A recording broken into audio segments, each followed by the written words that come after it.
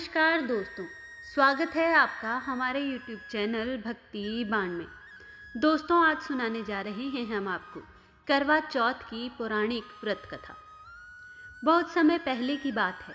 एक साहूकार के 7 बेटे और उनकी एक बहन हुआ करती थी। सभी सातों भाई अपनी बहन से बहुत प्यार करते थे, यहाँ तक कि वह पहले उसे खाना खिलाते और बाद में स्वयं खाते थे। एक बार उनकी बहन ससुराल से मायके आई हुई थी। शाम को भाई जब अपना व्यापार व्यवसाय बंद कर घर आए तो उन्होंने देखा कि उनकी बहन बहुत व्याकुल थी। सभी भाई खाना खाने बैठे और अपनी बहन से भी खाने का आग्रह करने लगे, लेकिन बहन ने बताया कि उसका आज करवा चौथ का निर्जल व्रत है और वह खाना सिर्फ चंद्रमा को देखकर उसे अर्घ देकर ही खा सकती है। चूंकि चंद्रमा अभी तक नहीं निकला है, इसलिए वह भूख प्यास से व्याकुल हो उठी है। सबसे छोटे भाई से अपनी बहन की हालत देखी नहीं गई और वह दूर पीपल के पेड़ पर एक दीपक जलाकर चलने की ओट में रख देता है।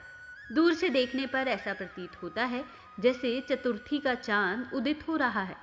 इसके बाद भाई अपनी बहन को बताता है कि चांद निकल आया है, तुम उसे अर्घ देने के बाद भोजन कर सकती हो। बहन खुशी के मारे सीढ़ियों पर चढ़कर चांद को देखती है, उसे अर्घ देकर खाना खाने बैठ जाती है। वह पहला टुकड़ा मुंह में डालती है तो उसे छींक आ जाती है। दूसरा टुकड़ा मुंह में डालती है तो उसमें बाल निकल आता है और जैसे ही तीसरा टुकड़ा मुंह में डालने की कोशिश करती है तो उसके पति की मृत्यु का समाचार उसे मिलता है। वह बौखला जाती है। उसकी भाभी उसे सच्चाई से अवगत कराती है कि उसके साथ ऐसा क्यों हुआ। करवा चौथ का व्रत गलत तरीके से टूटने के कारण देवता उससे नाराज हो गए हैं और उन्होंने ऐसा किया है।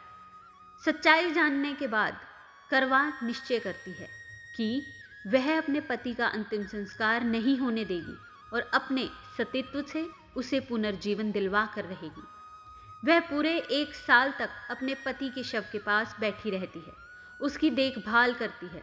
उसके ऊपर उगने वाली सुईनुमा घास को वह एकत्रित करती जाती है। 1 साल बाद फिर करवा चौथ का दिन आता है। उसकी सभी भाभियां करवा चौथ का व्रत रखती हैं। जब भाभियां उससे आशीर्वाद लेने आई तो वह प्रत्येक भाभी से यम सुई ले लो, पिए सुई दे दो, मुझे भी अपनी जैसी सुहागन बना दो, ऐसा आग्रह करती है। लेकिन हर बार भाभी उसे अगली भाभी से आग्रह करने का कहकर चली जाती है। इस प्रकार जब 6 नंबर वाली भाभी आती है तो करवा उससे भी यही बात दोहराती है। यह भाभी उसे बताती है कि चूंकि सबसे छोटे भाई की वजह से उसका व्रत टूटा था, अतः उसकी पत्नी में ही यह शक्ति है कि वह तुम्हारे पति को दोबारा जीवित करवा सके। इसलिए जब वह आए तो तुम उसे पकड़ लेना और जब तक वह तुम्हारे पति को जिंदा ना करें उसे छोड़ना नहीं। ऐसा कहकर वह चली जाती है। सबसे अंत में छोटी भाभी आती है। करवा उनसे भी सुहागिन बनने का आग्रह करती है, लेकिन वह टाल मटोल करने लगती है। इसे देख करवा उन्हें जोर से पकड़ लेती है और अपने सुहाग को जिंदा करने के लिए कहती है। भाभी उससे छुड़ाने के लिए नोचती है, खसोटती है, लेकिन करवा नहीं छोड़ती है।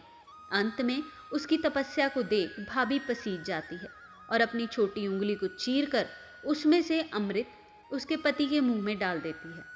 करवा का पति तुरंत श्री गणेश कहता हुआ उठ बैठता है।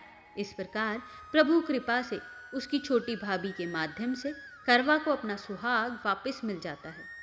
हे श्री गणेश, माँ गौरी, जिस प्रकार करवा को चिर सुहागन का वरदान आपसे मिला है, वैसा ही सब सुहागनों को मिले।